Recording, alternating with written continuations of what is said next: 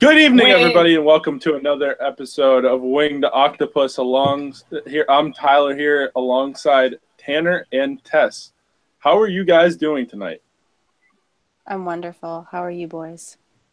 We are back. Doing pretty good here. Finally, right? Like 3 weeks, my lord, how we survived. It's that It's lull. been long enough. It's that lull in the hockey season where just like, ugh.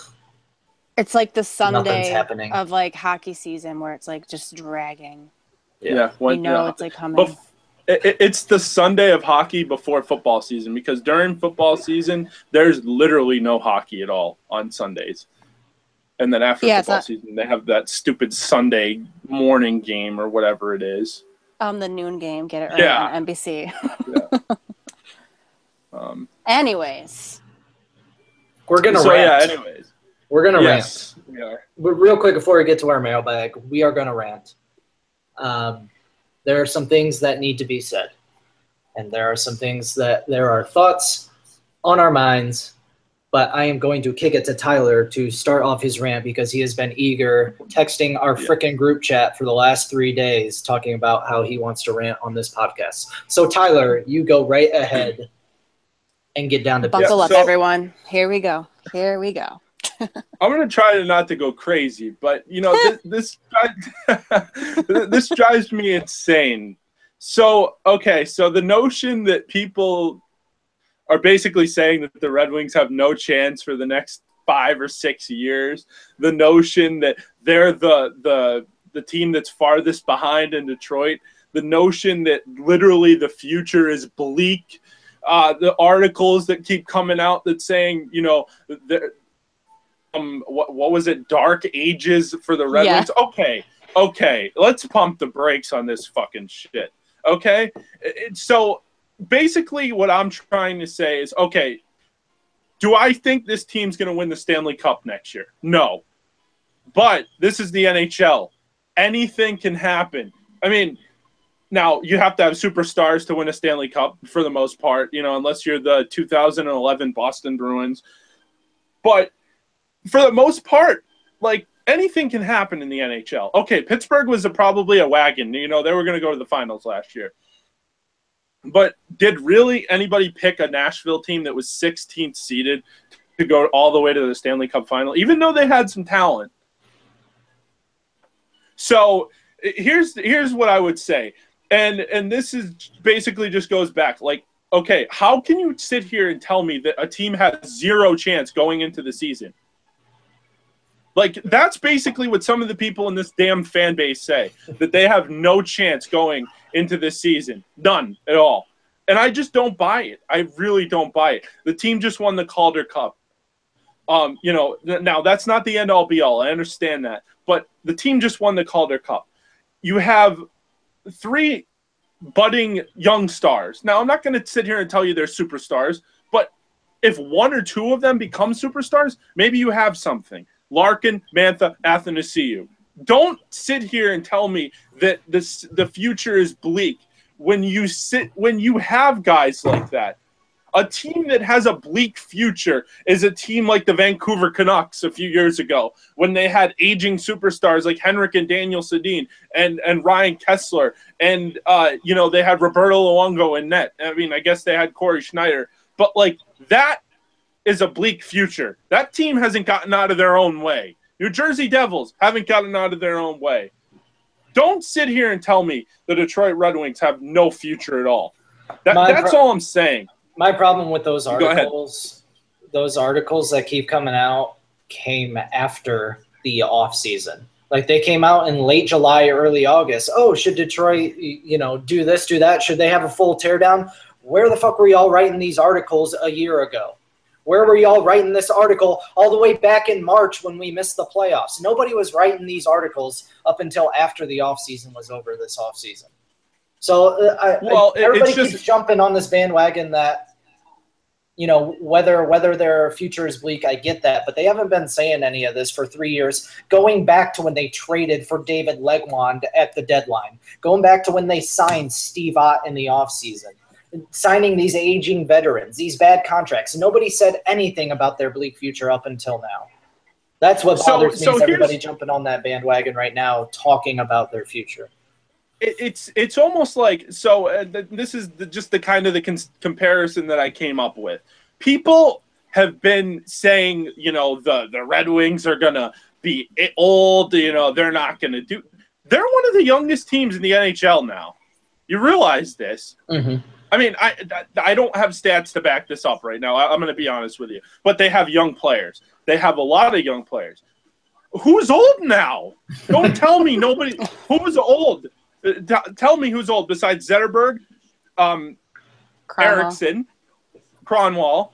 Okay, Jimmy Howard's getting up there. No, most of our guys are. I call them babies. We have babies now, which is wonderful. But I mean, I guess Tatar and Nyquist are getting older, but they're still only 27 years old. That's not old. Don't tell me that's old. This fan base, we love to bitch about everything. So here's just my last point, if you guys don't mind. I'm sorry for taking all your time, but the notion that they're not going to be good, they're not going to make the playoffs. This is a team that, like, if they play to their potential, they're still a playoff team. And that's what people don't understand. They're, like, okay, I'm not going to tell you that they have superstars, because they don't. Zetterberg's an aging superstar, okay? On the back end is not as bad as everyone says it is. And you just added Trevor Daley. You got another year of Xavier Ouellet. You got another year of Nick Jensen. These guys aren't great players, but they're professionals. They're NHL players. Jonathan Erickson, as far as I'm concerned, can get the fuck out. But besides that, who is a liability back there besides Erickson?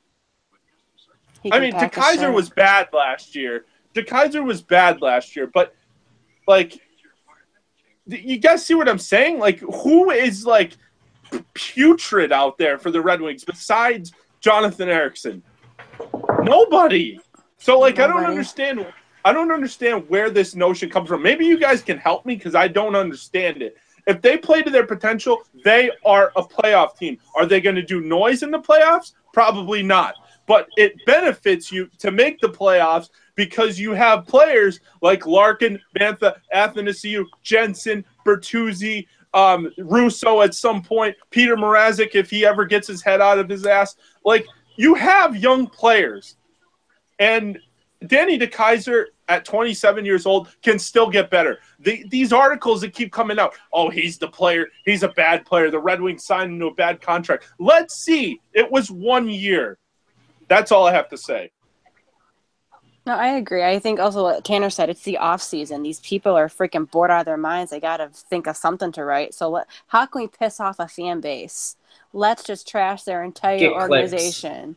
It's literally just clickbait. It's clickbait articles. Like, it's all it is. And it is. It really is. They have no legit facts or stats to back them up. Like, last year was horrible. Like, we all admit that. But one bad year can't make up for 25 years of success. You know what I mean? Like, no. One bad year is not going to erase those 4 Stanley Cups they won in that playoff streak. So everyone can just calm the fuck down.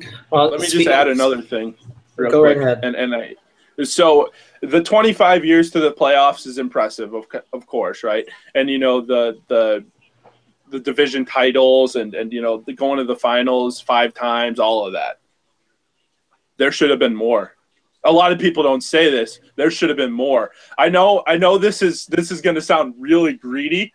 They should have won in 2009. Well, we all know there was some years where they won the President's Trophy. The 1 year they got whacked by Calgary. The 1 year they got whacked by Edmonton. The year they lost in the conference finals to Anaheim. I hate to say this as a Red Wings fan, but this sounds really greedy, but there should have been more. There was so much talent on all those teams, there probably should have been more. We're going to be happy with the 4 cups. We're going to be happy with the 5 cup appearances. And then all the Final 4 appearances, but there should have been more. Well, if we want to get back into fans complaining about stuff before we get to our mailbag here real quick, people are having some issues with the logo on the new ice at Little Caesars Arena. The Red Wings brought back the Hockey Town logo with the winged wheel with Hockey Town draped right across it. If you guys want to see pictures, you can go to the official Red Wings page to check them out. But kind of wanted to get your guys' real quick thoughts. Why are fans complaining about this? Because, like I said, this fan base, they bitch about everything. Like, if like there's slow news day, oh, they put Hockey Town on it. Let's bitch about it. I was really reading through the comments because Tyler brought it up earlier in our group chat, and I was like, what are you talking about? Like, what do you mean? I was reading half those comments are these old freaking 40-year-old men who probably wish they were Steve Eiserman, but they're not. They're just going on their phone. They're like, they can take that off. They're not Hockey Town anymore. And I just like, what do you mean? Like, we complain about any other city that calls themselves Hockey Town. Hockey Town, but when we put it on our own ice, we bitch. I don't. Everyone was like, well, we don't deserve that name. We haven't won in 10 years. But everyone, like, there were fans that actually have a brain, intellectuals out there, thank God, that stayed this fan base, are like, you realize that we have it trademarked. There's a fucking song called Hey Hey Hockey Town. Go on YouTube. It's a real song. They play it at games. I've heard it. Like, it's a legit. Yes. So I don't understand why everyone's like all throwing a bitch fit about a fucking name. I'm sorry I'm getting all like foul mouth, but it like irritates me. Like, we take such pride in Hockey Town that everyone's like, why do they do that? Because we fucking can.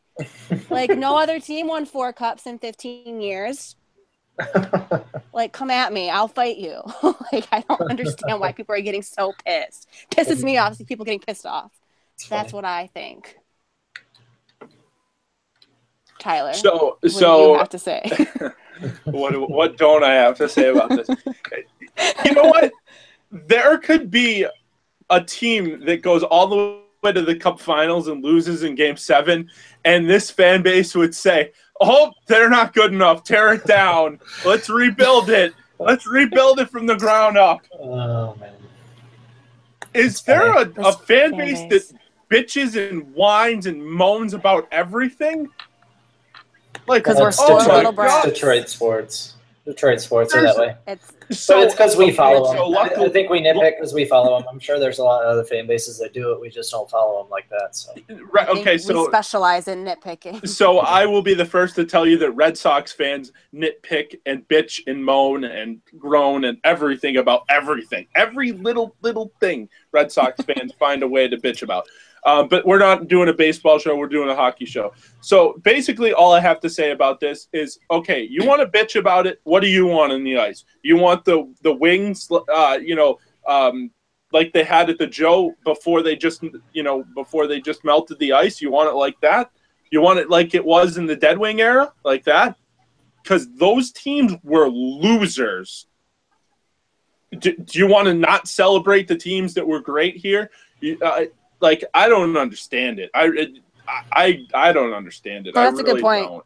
No, I feel like Hockey Town, like a lot of players, like, a lot of like the young guys, they like, they grew up in the Hockey Town era where the Red Wings were dominating and they take pride in playing in Hockey Town. So I don't get why the fans are so upset that it says Hockey Town.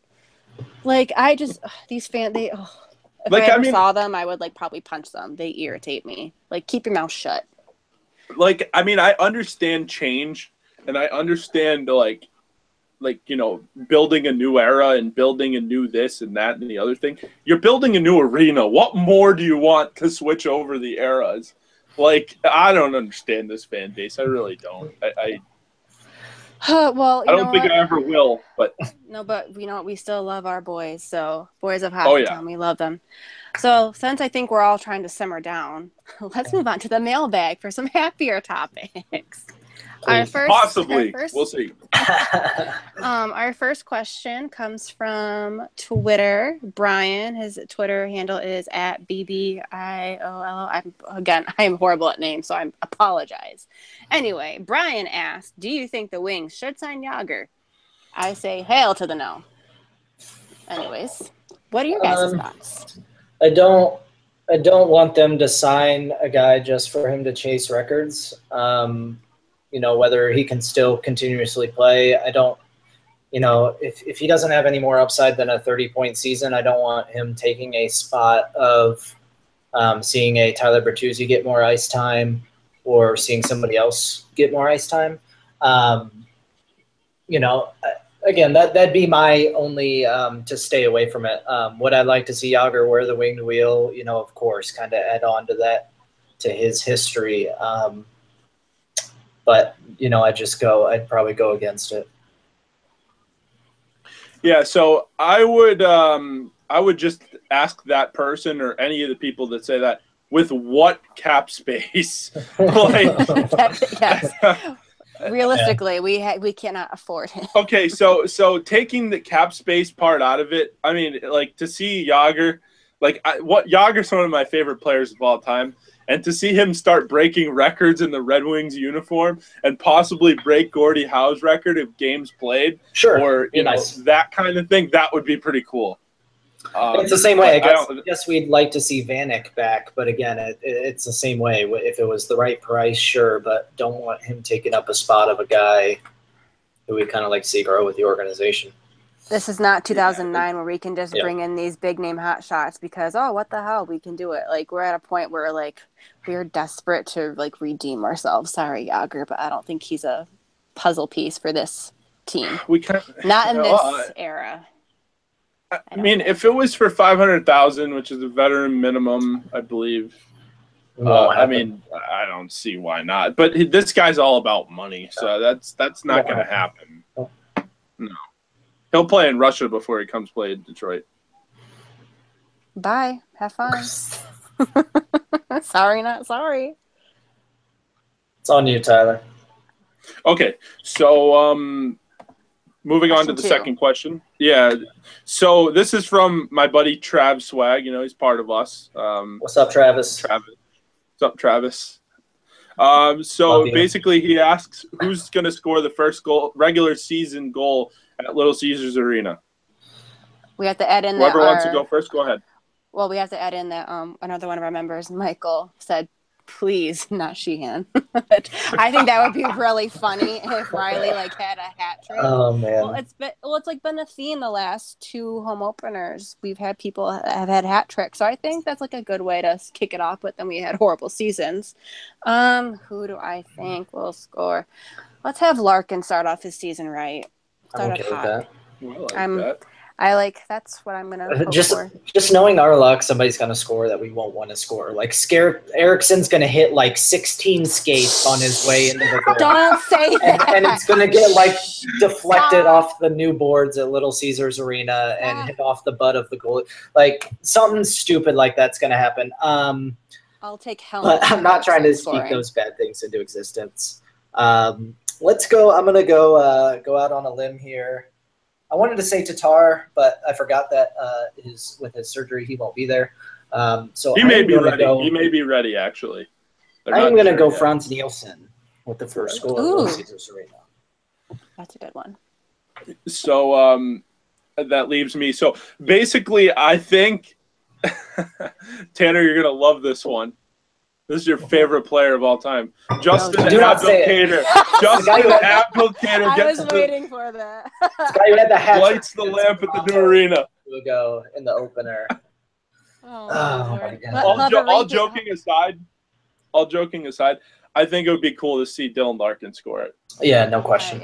No question. I'd like to see somebody, somebody of that ilk who is kind of the future, whether it's him or Mantha or Anthony would be really cool, but one of the, all three of them can score. That's fine with me too. That's fine. Anthony will probably have another breakaway goal because he seems to.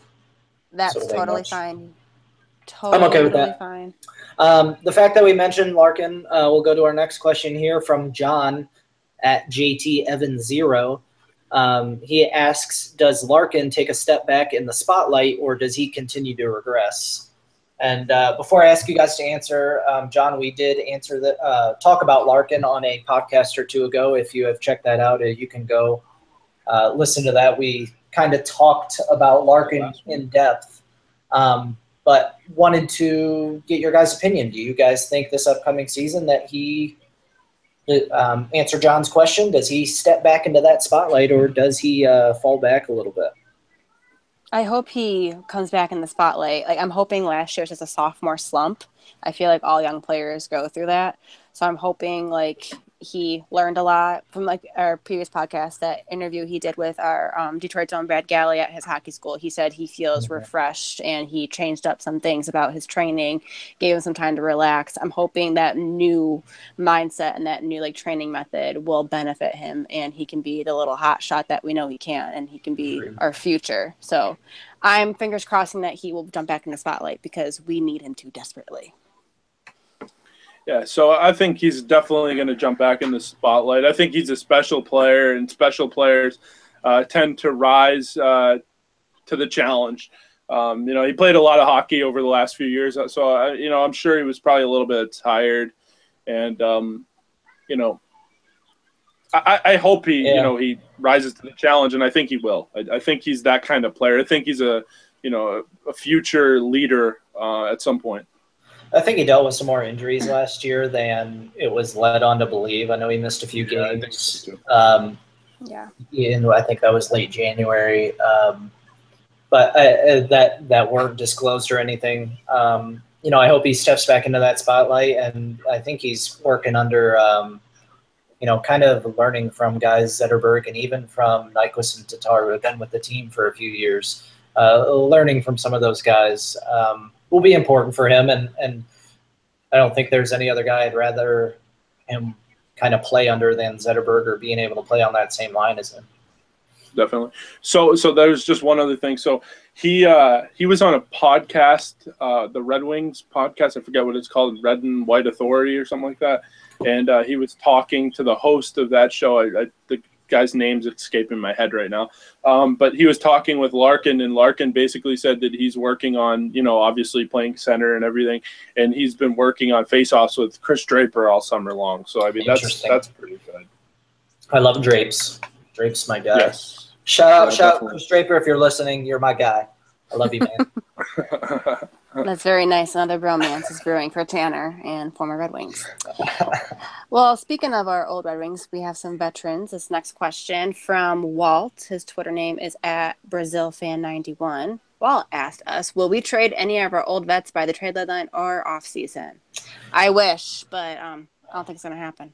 I think we mentioned it before. I don't know if you'd consider him an old vet, but I would expect, depending on where we are at the deadline, or maybe even not, that Mike Green would probably still be on that trade block.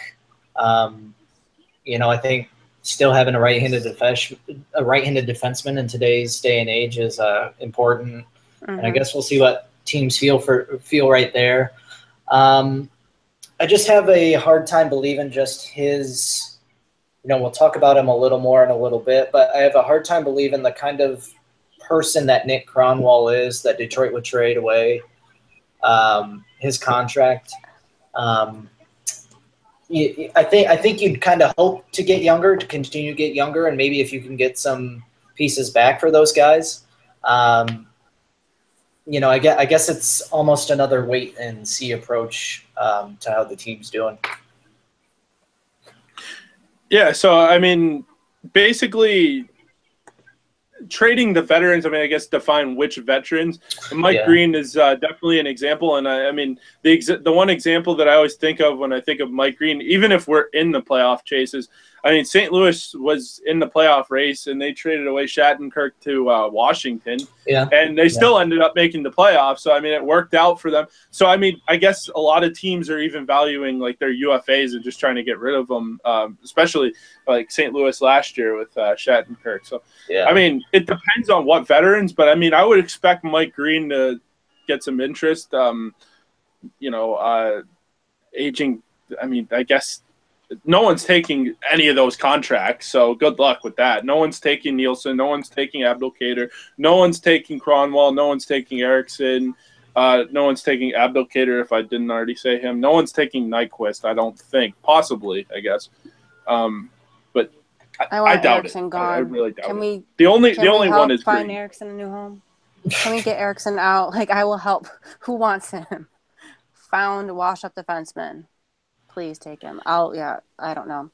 I don't want to trade. I feel like these veterans, they're old, but it's they're just they're like family. You don't want to just get rid of them unless you're Eriksson. I'm sorry that sounds mean, but he just does nothing for me. He needs to leave. Yeah, there comes a time and day where you just kind of need to. Yeah, I don't know I don't know what their what Erickson has on the Red Wings or something. I don't know, because I don't understand the ice time that he gets. I don't understand anything about him, honestly. I really don't. Well, maybe this season he'll blow our minds and we can be like, what the bleep? Doubtful, but we can be optimists because we don't want to be like the fan base that has to, be a Debbie Downer about everything. No, so of course. So moving on, speaking of a guy with a beard, basically this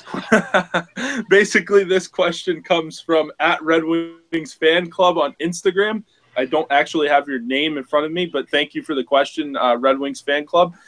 So basically the question is, who is most deserving of D once the man with the beard retires? Oh, Tanner, I'm going to start with you. Can I like going for the younger guy. It's kind of funny because you can't really, basing on what Detroit has done, they've had 3 captains since, whenever, like the year after Yzerman was drafted. I would like to see them give it to Larkin.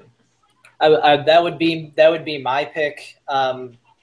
They could possibly give it to somebody like Abdelkader or Tatar, somebody who's been around. I don't think by the time Zetterberg retires that Kronwall will continue to play. I think it would be best for Detroit, and I think that's the direction they would go, is to give themselves a captain who can be there for a long time.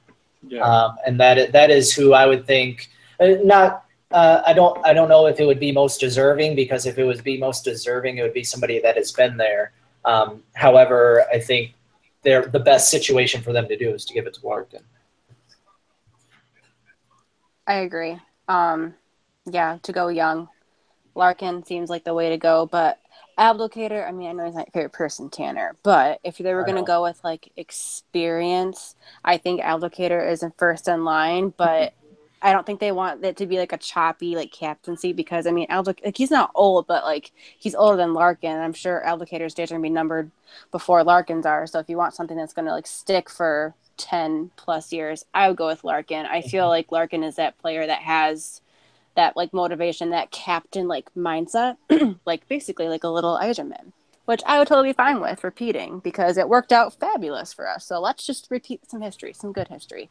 I'd be fine with that. So imagine going in from Steve Yzerman to Nicholas Lidstrom to Henrik Zetterberg to Justin Abdul. Oh man, that's just like a falling off a freaking cliff. God bless. I think the only thing is like he doesn't take any shit. So Abdelkader, he has like that grit, I think, that we could like use, but I would be like, like, okay. They could pick Erickson. Okay? Matter of fact, let's go back to a couple questions ago. Give it to Jaromir Jagr for a year. Justin Abdelkader, all right? Oh my God. I'd rather this. Oh my Lord! Yeah, I think it's a clean sweep, though. I think Larkin is the de facto person that you give it to. But I also think Larkin has to earn it. He's like just he that needs to guy. prove himself too. Yeah. Well, yes. I totally agree with that, and I also think that a possible person, if Zetterberg were to retire in the next like year or two, maybe Thomas Tatar. But I think definitely if you're thinking long term, like a lot of these teams have, like the Oilers with McDavid, the Leafs are probably going to give Matthews it at some point. Jonathan Taves got it really early. Gabriel Landeskog got it early. So I guess they could definitely give it to Larkin.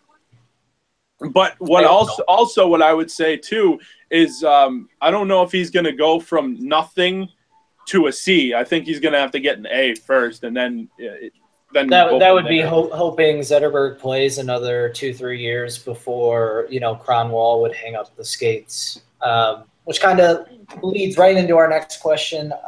Brian, his Twitter handle is @DudeK asks, will Kronwall retire this season? And before you guys answer, just to point out some figures here. Cronwall's making about $3.5 million this year. His cap hit this year and next year is $4.25 million. And he also has a modified no trade clause for those last 2 years of his contract. So keep that in mind when you're answering. Tyler, I will start with you. So basically, were you saying the Cronwall retiring? Well, yeah, will he retire this season or after this season? I think he should hang them up in will he retire? Will he retire after this season? What will he do?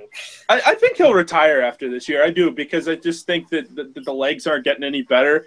I mean, I guess it'll just be it'll be seen at some point in time during the season. I was reading an article, I think it was Craig Custance, and he basically said that, early on they were giving Cronwall, a lot of treatment and a lot of games off. And actually, believe it or not, he benefited from playing more games down the stretch instead of taking those days off. So, I mean, I guess he basically said the more he was on it, the better off. And when he got off it, it was tough to get back on. So I don't know if that's going to continue this year. I don't even know if there are other body parts of his that are going to break down. I think he retires. Yeah, he should. I think it's for his health. We saw his knees obviously aren't what they were 5 years ago, and he can't hit like he used to. He hasn't cromwelled someone in like freaking 4 years. I'm sorry, but what is your use? If you're not hitting people, he gets a penalty anytime he hits somebody. So, like I said, if he looks at the ref, they freaking fine him. Oh, we think you're going to hit someone, you get a fine. No, I had this theory, ever since they announced that they were they're going to start the new arena. I felt like the older guys wanted to get at least 1 year in that arena, which I can't blame them. I think if they were still playing at the Joe this coming season, I have a feeling that Cromwell would have called it quits. But I think he wants to make it a little bit more special and play at LCA, which, like I said, I can't blame him. So I'm hoping his knees will be nice to him and let him play a decent amount of games and that he can have a decent season if this is send-off year. He at least deserves to go out on a high note or a somewhat high note. So I like him as a player. He's not what he once was, but he's done well wearing the ringed wheel. So I would like for him to hang up the skates. He deserves to, be healthy and enjoy retirement. I don't want him to have to retire because of an injury. I want him to be able to have a say in it. He's one of those players that deserves to have a say when his time is up. Yeah. So I personally think he'll finish out his contract and play through next season. Unless his health would be totally bad. I don't see him as a guy that kind of gives up on his contract. Again, unless he feels his health, he just can't do it anymore. I do hope that he's healthy enough that he can come in and, teach some of these young guys some stuff. He's only making $1.5 million in that final year, but it could be possible with some of these younger guys only paying them, $700,000 a season or whatever, that they could just, if he decides to retire, they just eat that $4.25 million in cap space for his final year. So, we'll see. I'd like to see, him get another year or two out of those legs. Time will only tell. But we're moving. The only thing I really have to say is obviously, you'd say thank you for your time and, everything like that, because he has – there was one point in time, and I always go back and say this, where he was one of the more underrated defensemen in the NHL. Right when Lidstrom retired, he stepped right in, and he was a really good, solid defenseman. And it's unfortunate because he'd probably still be really good if his knees weren't, Jell-O. Literally, he has Jell-O. He's made of Play-Doh. Oh, literally. I feel bad, but that's what happens. That's what happens to a hockey player. Moving on to a wave of new hockey-ness in Vegas. Our next question comes from Jay on Twitter. His @name is @SticksandPucks without the C's. It's a hard time writing that. So, Jay, you have a very creative Twitter handle. Anyways, Jay asks us, how far do you see Vegas going this season? Playoffs? And if so, how far? Tanner. I would love to see them going to the playoffs. I would love to see the fan base gather around them and have them win a few games, just to kind of I guess get some talk in that area and kind of pick up a little bit, kind of get the NHL back on the map. Do I see them going to the playoffs? I'd say if they do, I think they would be a late seed, whether it be 7 or 8. I don't think that they would go very far in the playoffs if they did make it. But again, I think I cross my fingers unless they play the Red Wings during the regular season. I will root, for them this season and hope that the fans do rally around that team. So yeah, I just think that they're not going to be experienced enough. I don't think that, the front office did what they could with what they had. I mean, I think they'll be competitive enough, but they may be in that situation where they're not good enough to make the playoffs and they're not bad enough to be the worst team in the NHL. That's possible too. And that's the scary part of the NHL. You don't really ever want to be that. Although I guess in the NHL, it's the one league that, you can be mediocre and still compete for a cup. I mean, because hockey's just that, like I said, I brought it up before, but will they make the playoffs? No way. No, not this year. Maybe next year, maybe the year after, not this year. And I just don't see that team winning more than 30 games, 35 games, 40. I mean, what's the number? Never say never. I guess, but they're probably going to trade. They're probably going to be sellers at the deadline. So my guess is they'll come out of the gate. They'll be a decent team early on, and then they'll fade, kind of like Vancouver did last year, kind of like New Jersey did last year. And they'll probably at the deadline move like James Neal, and I don't think they're moving Fleury, so I think he's their goalie. But I'm sure there's other players that they probably could move. They already did move some, so I don't know. I mean, it's a rebuilding process, obviously. I think I agree with Chandler. It would be cool to see them make it. So, the NHL, they can, ride on their high horse. See, we did a good thing. We gave Vegas a team. No, it'd be good exposure for the NHL, having more fans out in the desert. Let's hope they're competitive. I almost want them to be that spoiler team. Good teams will lose against them, and people will realize they're not messing around. Every player on that team knows that they have something to prove. They're playing for this brand new team in this city where no one knows what hockey is. All they care about is freaking gambling. So it's everyone's what is hockey? So the players and the organization, they have a lot to prove. So I think they're gonna come out playing the best they can. Hopefully they can be mediocre. You don't want to be a total fluke and them just suck. That would be really bad. No, I hope they do decent. Playoffs, maybe it'd be cool if they just miss it. So they weren't I don't want them to be the bottom seed, the last place team. That would just be no fun. Although for them, that would probably be the thing that their management actually wants, because the number 1 overall pick or possible number 1 overall pick. Yeah. So speaking of young players, speaking of young players. We have a question from DRT tweets, DRW tweets. Jeez. So what players will make the Red Wings this year from the Grand Rapids Griffins? And his name is Jared.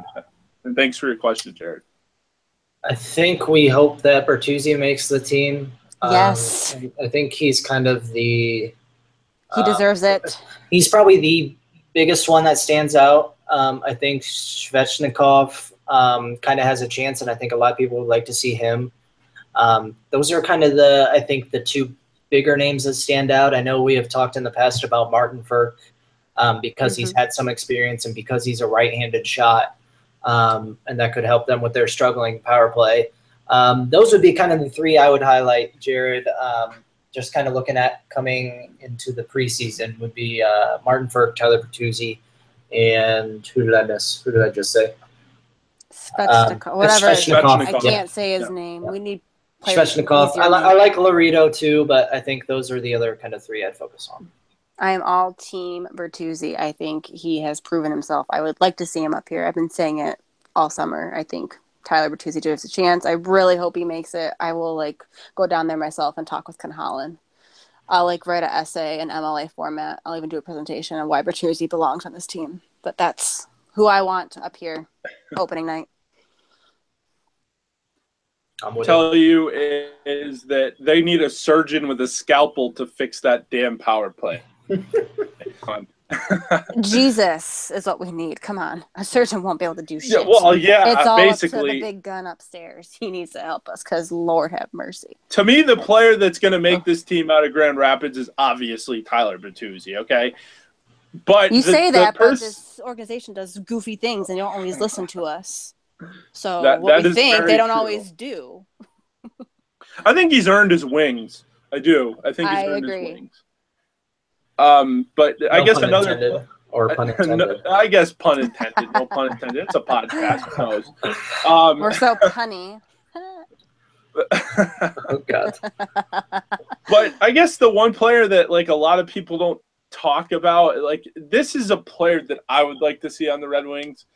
And, people forget this guy's out of options, so you're going to waive him again if he doesn't make the team.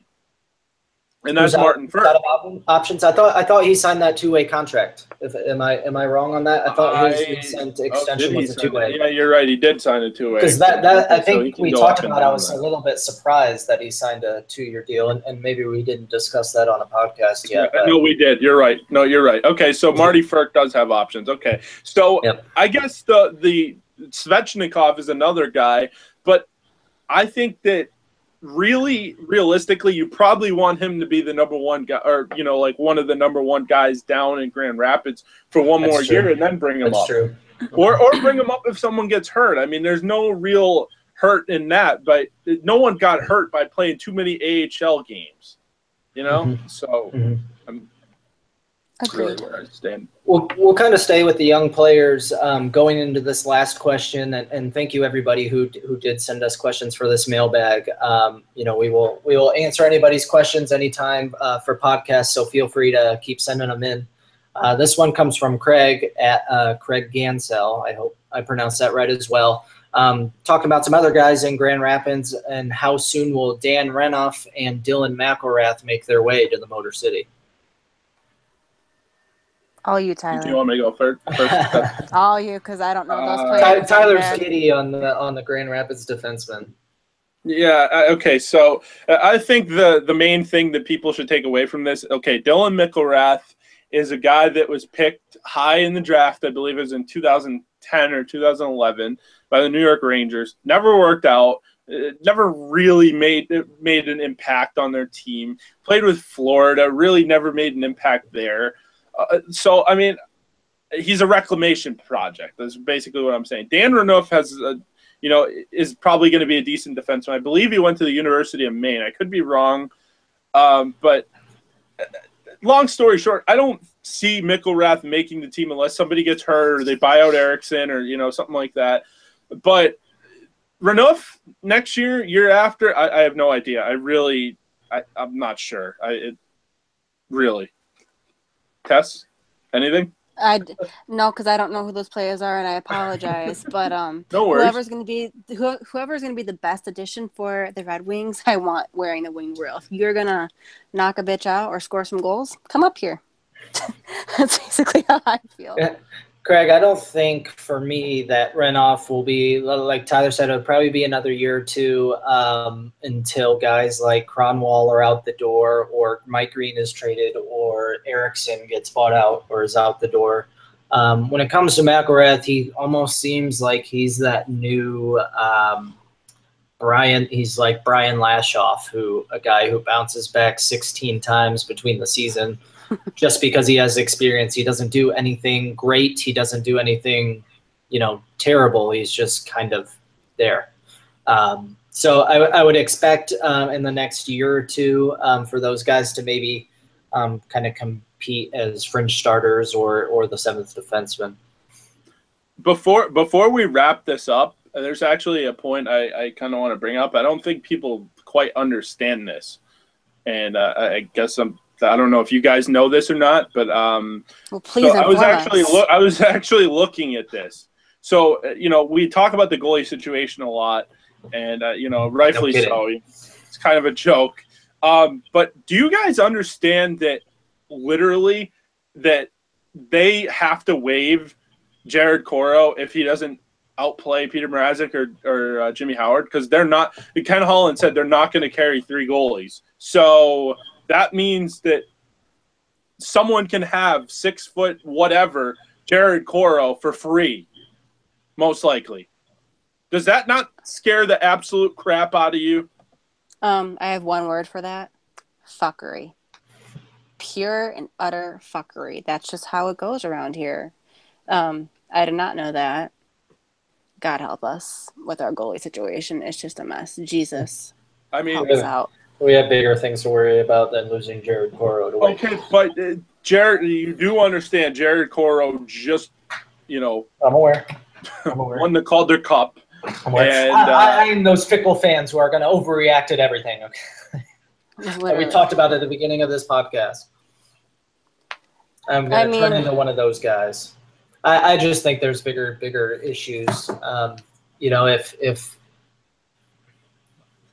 If Jimmy Howard or Peter Mrazek can't take stranglehold of that starting job, whether one of them goes down with an injury or not, that is the bigger issue here, not if their potential third starter gets claimed or not by season That's going to be unfortunate if they lose him for nothing.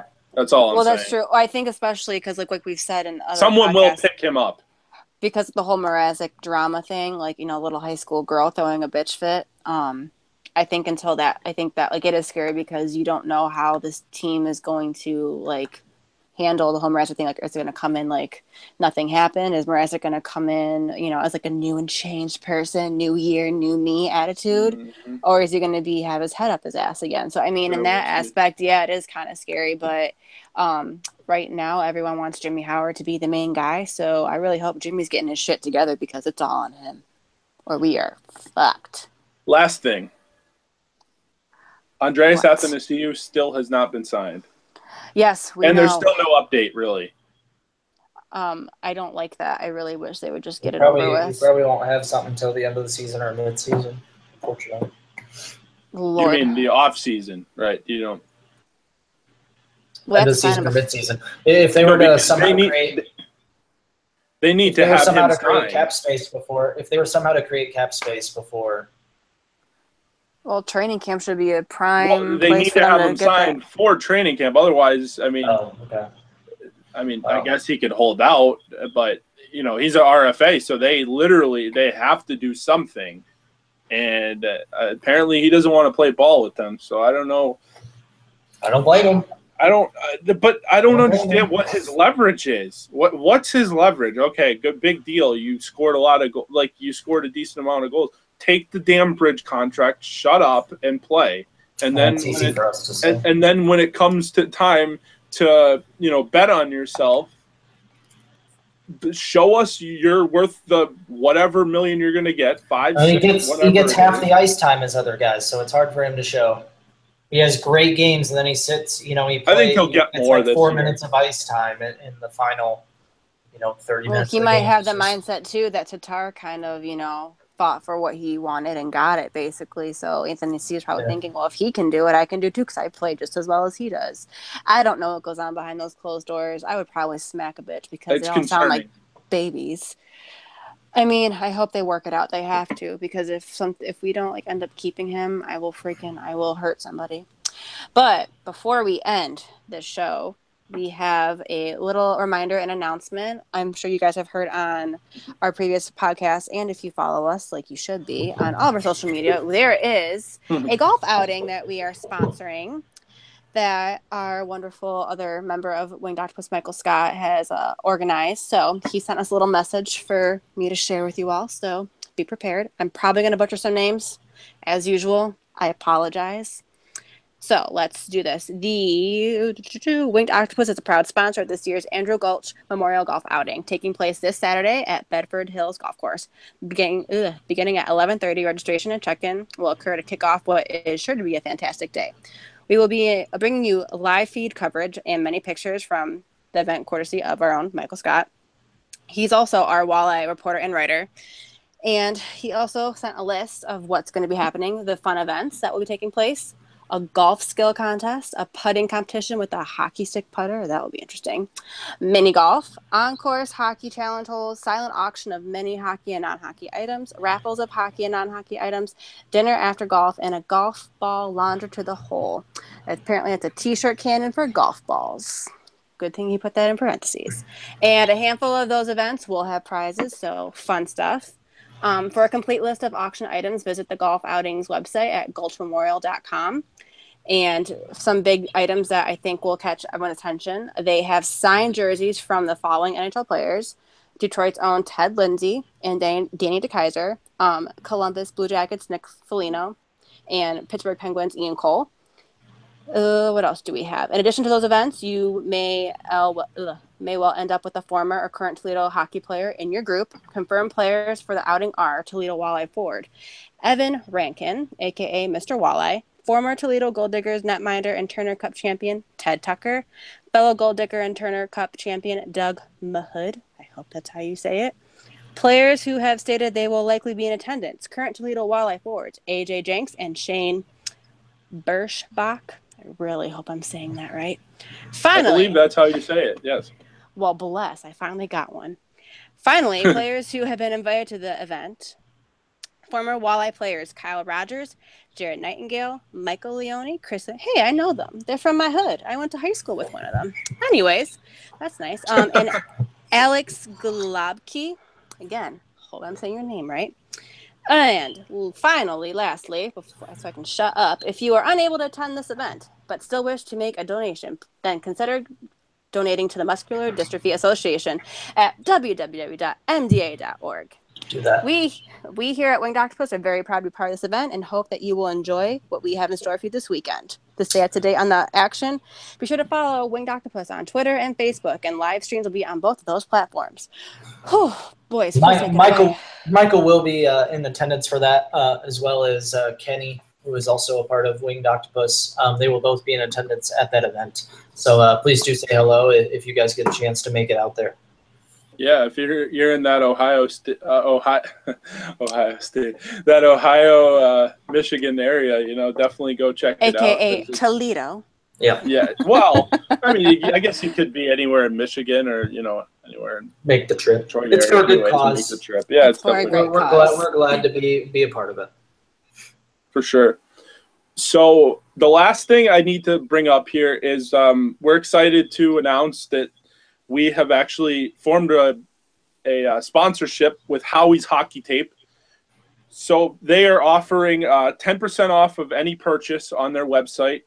Basically, Howie's Hockey. It's howieshockeytape.com or .ca if you're in Canada.